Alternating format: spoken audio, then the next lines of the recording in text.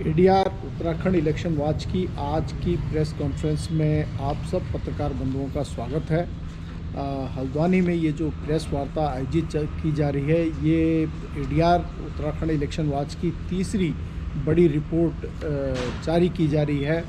इससे पूर्व 2 दिसंबर 2021 को हमने उत्तराखंड की विधानसभाओं में 2012 और 2017 के मुकाबले जितने भी विधायकगण थे उनके रिकॉर्डों का औसतन आय के विवरण में कितनी वृद्धि थी, उनके कितने आपराधिक पृष्ठभूमि के रिकॉर्ड थे, ये तमाम चीज़ें उसमें जारी की गई थी।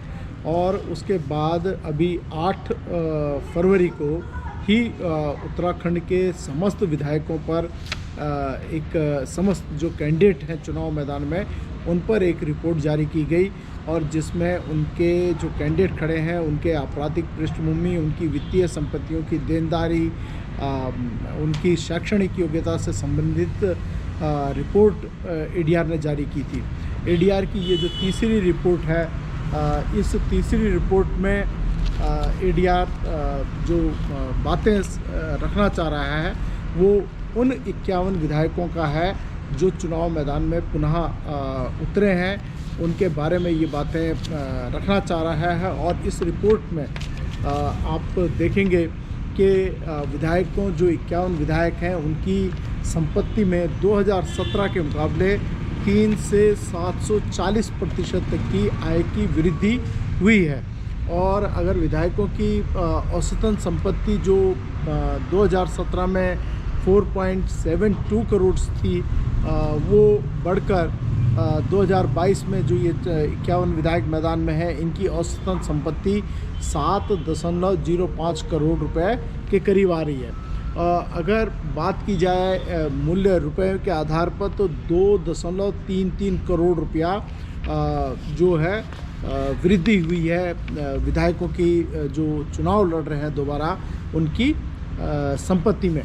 और अगर इसे प्रतिशत के हिसाब से देखा जाए तो 50% से एक कम 49% पे इन विधायकों के आय संपत्ति में वृद्धि हुई है। इसमें पार्टी वाइज ब्यौरा हम लोगों ने इस चार्ट में दिया है। इसमें भारतीय जनता पार्टी, भारतीय राष्ट्रीय कांग्रेस जो मुख्य विपक्षी दल था, और इंडिपेंडेंट कैंडिडेट्स का जिक्र किया गया है। भारतीय जनता पार्टी के जो कैंडिडेट थे उनकी 4.89, सत्ताधारी दल था 4.89 करोड़ औसतन संपत्ति इन विधायकों की 2017 में थी।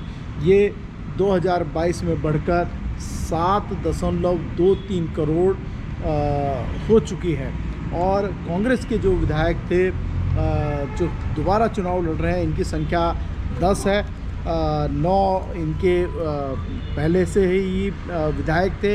एक भारतीय जनता पार्टी का विधायक भी मैदान में उतरा और वो कांग्रेस के टिकट पे है, तो उनको यहाँ पर इंक्लूड किया गया है।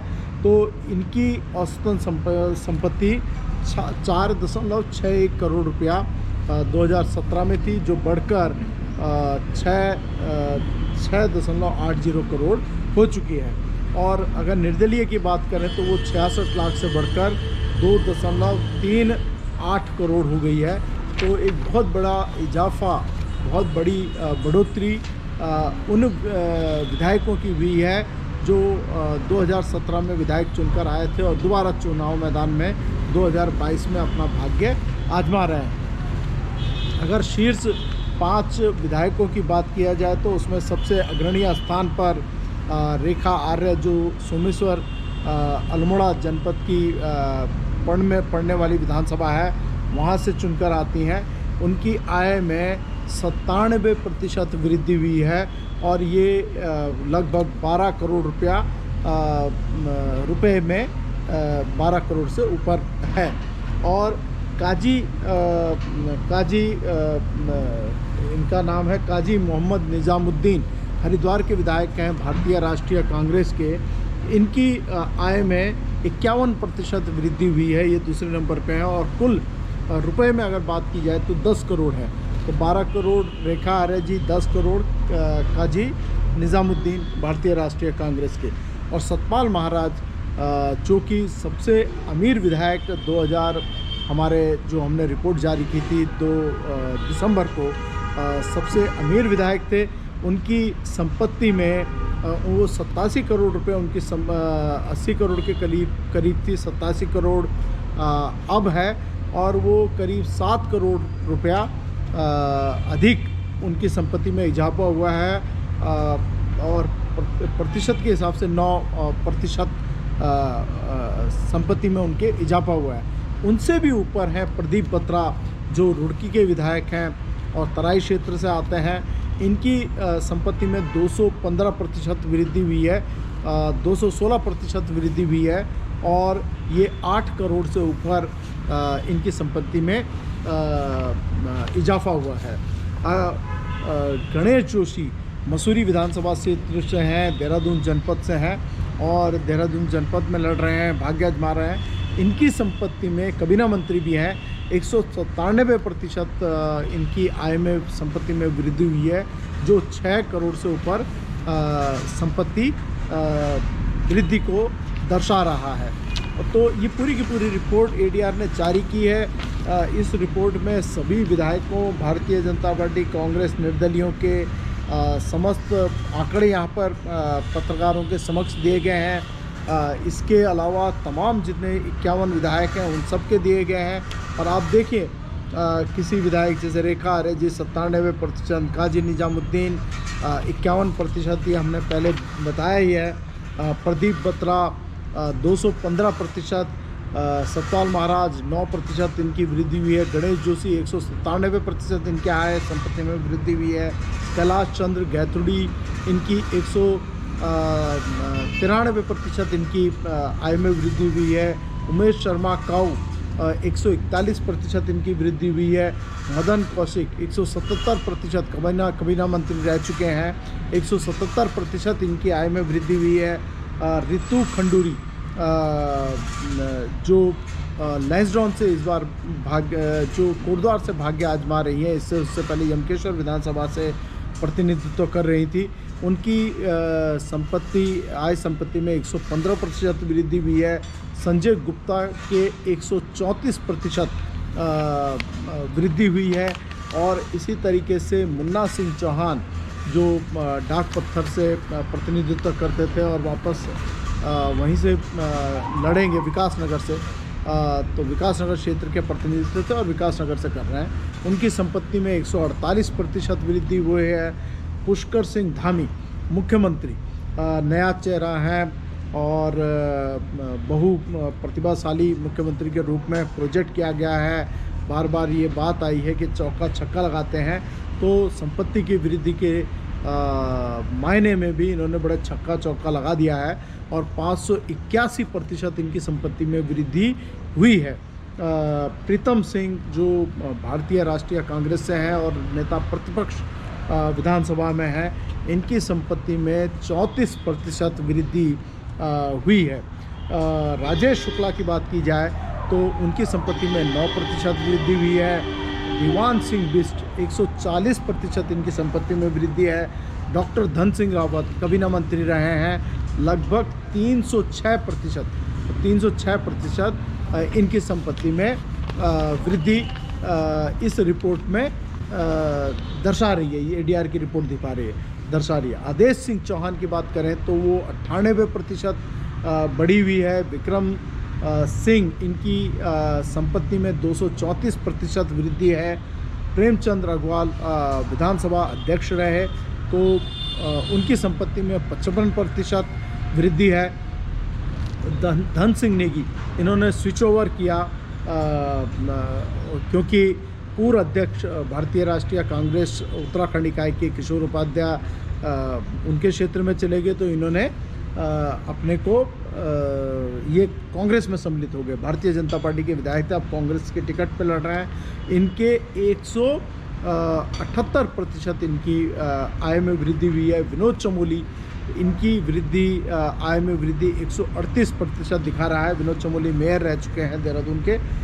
राजकुमार ठगरवाल इनकी 258% आय और संपत्ति में वृद्धि नज़र आई है। बंसीधर भगत इनके 127% आय में वृद्धि, संपत्ति में वृद्धि हुई है। सहदेव पंडित इनके 75% आय में वृद्धि है।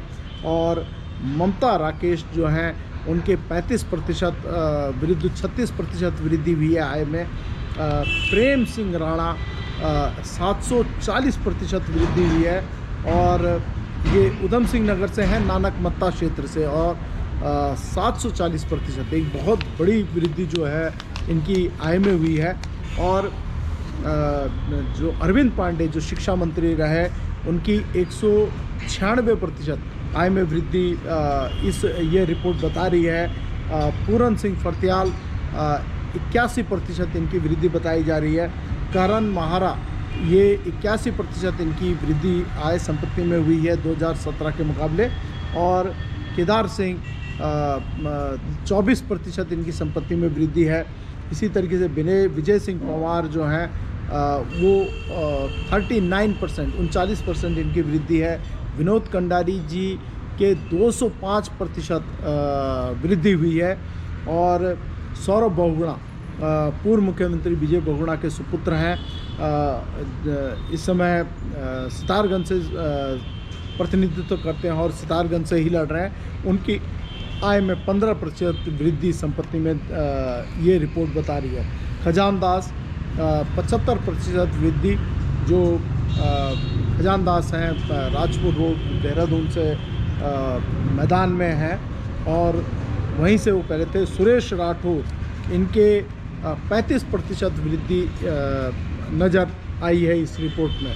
इसी तरीके से हरीश सिंह धामी इनकी 27% वृद्धि नज़र आई है। यतीश्वरानंद उनके 171% संपत्ति में वृद्धि है। प्रीतम सिंह पंवार यूकेडी के नेता प्रतिनिधित्व करते थे, इंडिपेंडेंट के, अब भारतीय जनता पार्टी के अभिन्न अंग बन चुके हैं। इनकी संपत्ति में 43% वृद्धि ये रिपोर्ट बता रही है। महेंद्र भट्ट जो हैं बद्रीनाथ कंस्टिट्यूएंसी से है, भगवान बद्री विशाल के धाम से नाम से बनी हुई कंस्टिट्यूएंसी का प्रतिनिधित्व करते हैं। इनकी संपत्ति में 275% वृद्धि हुई है। भरत सिंह चौधरी जो हैं वो केदारनाथ कंस्टिट्यूएंसी, रुद्रप्रयाग कंस्टिट्यूएंसी से प्रतिनिधित्व करते हैं। 63% इनकी संपत्ति में वृद्धि हुई है। सुबोध उनियाल इनके 108% वृद्धि संपत्ति में वृद्धि होना यह एडीआर की रिपोर्ट बता रही है। चंदन रामदास की वृद्धि जो बागेश्वर जो एससी कंस्टिट्यूएंसी है वहाँ से हैं, इनके 151% आय संपत्ति में वृद्धि हुई है। राम सिंह कैणा जो ये भीमताल से हैं और इनकी संपत्ति में भी 117% की वृद्धि शो हो रही है। मनोज रावत, चंद्रापंत जो पूर्व शिक्षा मंत्री थे और कबीना मंत्री थे, स्वर्गीय प्रकाश पंत, और जिनको काबिल चेहरा माना जाता था मुख्यमंत्री का, तो उनकी धर्मपत्नी जो चंद्रापंत जी हैं वो मैदान में उतरी थी और दोबारा पुनः मैदान में है। इनकी संपत्ति में 22% की वृद्धि नज़र आई है। मनोज रावत जो केदारनाथ कंस्टिट्यूएंसी से हैं, 74% वृद्धि इनकी आय संपत्ति में हुई है। और आदेश चौहान के 77% वृद्धि जो हरिद्वार के रानीपुर विधानसभा से दोबारा भाग्य आजमा रहे हैं, उनकी वृद्धि नज़र आ रही है। फुरकान अहमद जो पिरान कलियर से प्रतिनिधित्व करते हैं, उनकी आय संपत्ति में 17% वृद्धि। दलीप सिंह रावत लैंसडाउन के विधानसभा का प्रतिनिधित्व करते हैं, 18% इनकी आय में वृद्धि हुई है। गोविंद सिंह कुंजवाल पूर्व विधानसभा अध्यक्ष और जागेश्वर विधानसभा से प्रतिनिधित्व करते हैं, 11% इनकी आय में वृद्धि हुई है। गैरसैंण बनाने के लिए इनके योगदान को बहुत ज़्यादा याद किया जाता है। शक्तिलाल शाह की 61% आय में वृद्धि है। और घनसाली जो शेड्यूल कास्ट कंस्टिट्यूंसी है, अनुसूचित जाति के लिए रिजर्व कंस्टिट्यूंसी है, वहाँ से प्रतिनिधित्व करते हैं श्री शक्तिलाल शाह जी। तो उनकी 61% वृद्धि ये रिपोर्ट बता रही है। महेश जीना जो हैं, जो दोबारा चुनाव हुए थे सल्ट में, और वहाँ से 3% की वृद्धि ये इनके आय और संपत्ति में दर्शाया जा रहा है। तो ये एडीआर की रिपोर्ट कई मायनों में बहुत महत्वपूर्ण है। जो बार बार एडीआर कहती है कि धन बल और बाहुबल से रहित राजनीति पोषित होनी चाहिए, उसके लिए लगातार रिपोर्टें निकालती रही। अंतोतगत्वा वोट मतदाता को देना है, मतदाता को विधानसभा का जैसा स्वरूप बनाएगी वैसा ही स्वरूप बनेगा। हमारा एडीआर उत्तराखंड इलेक्शन वॉच की कोशिश ये रही है कि हम मतदाता को बताएं कि वो ईमानदार, निष्ठावान, सच्चे को चुने, अच्छे को चुने। और इस तरीके की जो ये रिपोर्टें हैं, जिसमें अकेले विधायकों की नहीं, तमाम जितने भी कैंडिडेट मैदान में हैं उन सब की रिपोर्ट, उनके क्रिमिनल रिकॉर्ड्स, उनके एजुकेशनल रिकॉर्ड्स, उनकी संपत्ति के ब्यौरे, सब कुछ इसमें अवेलेबल है। और इसको पाने के लिए आप एडीआर की जो ऐप है, माय नेता ऐप, उसमें आप लॉगिन करें, उसको अपने ऐप में डाउनलोड कर लें और उस कंस्टिट्यूंसी में, उस जनपद और कंस्टिट्यूंसी में जाएंगे तो ये माय नेता ऐप आपको डाउनलोड करना पड़ेगा। myneta.info में आप जा सकते हैं। ADR.org वेबसाइट में भी आप जाएंगे तो आपको भी ये रिपोर्ट्स मिलेंगी। तो इन रिपोर्ट्स को एक्सेस करें और अच्छे को वोट दें। जय भारत, जय भारत।